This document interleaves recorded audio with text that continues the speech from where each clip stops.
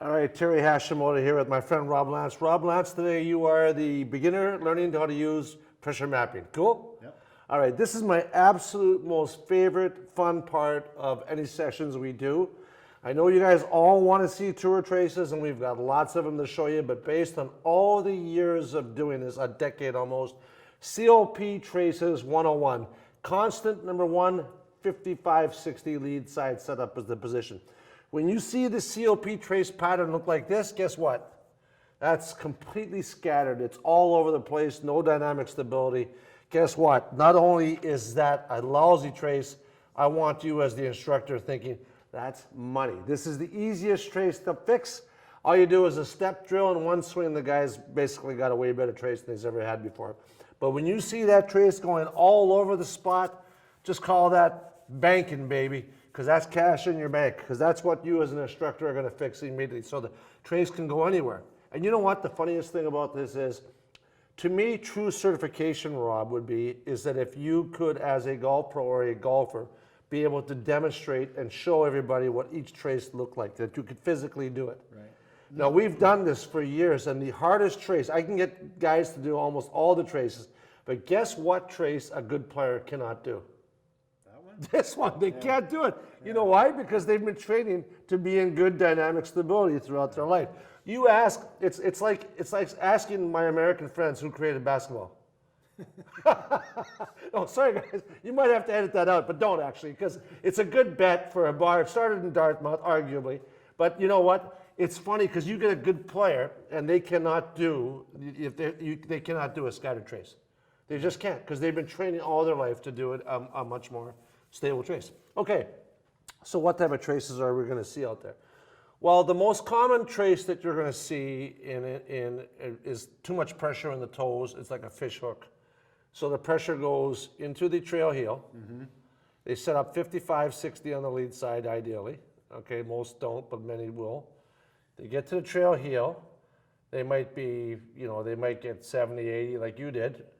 And then they'll just jump into the trail toe. And that's on the downswing. On the downswing. So a pressure transition. So let's talk about pressure transition, because that's a good question. So, and again, we're approaching this like as if a real class was here. And Rob, you're kind of new to pressure mapping.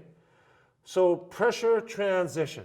What is pressure transition? This is a really important thing to know. Pressure transition. And I want to spell it properly. I know, not so bad. Pressure transition. Pressure transition occurs when the white dot begins to go forward to the lead side. So you can go, white dot can go backwards, but when it goes forward, at this point, it's pressure transition. Well, when should pressure transition occur? Pressure transition should occur when the lead arm is in and around parallel to the ground on the way back. On the way back. That's the number one thing that we learned doing pressure mapping. It was the first thing we learned was, first thing we learned, number one, was that the pressure sets up 55-60 on the lead side. The second thing we learned was, and this was really crazy, because this was revolutionary actually, is that for good players, the pressure begins to move forward very early, in and around P2, P3 max. So what's really interesting, we call that pressure transition when the lead arm is parallel to the ground on the way back.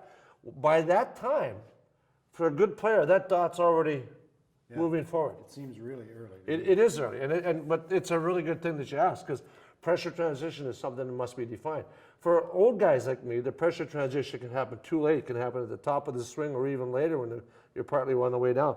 But pressure transition should occur in and around P3, and it can even happen at P2 for a lot of great golfers. So at pressure transition, how much pressure should be into your trail heel?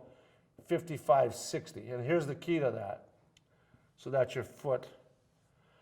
And at pressure transition, we want more pressure into the trail heel. Why? Because your arms have a mass, Rob. If you Google it, how much do your arms weigh? It'll be about 10-12%. So you probably weigh about $160. So if you have 10-12% of your body weight, you've got 16-20 pounds that you're throwing forward into impact. So you're going to have more pressure in your trail heel to offset the forces of the pressure moving forward towards impact. So at pressure transition for a good player, before you go forward, how much pressure should you have on the trail side? And this depends on the length of the club. For a PW, maybe 55, 60. For like a 7-iron, maybe 60 to 75, 70. For like a long iron or a hybrid, maybe 70 to 80, 75. And for like a hybrid ferrywood to a driver, maybe 80. So the amount of pressure that you get to the trail side Depends on the length. depends on the length of the club. Exactly. So on a wedge, for example, it'd be foolish to get 90% of the pressure to the trail side. So this is COP Traces 101. So we're talking in general discussions here. And this will make sense if you're a pressure mapping guy, and if not, it also should make sense, which is why I've asked my friend Rob to be a part of this.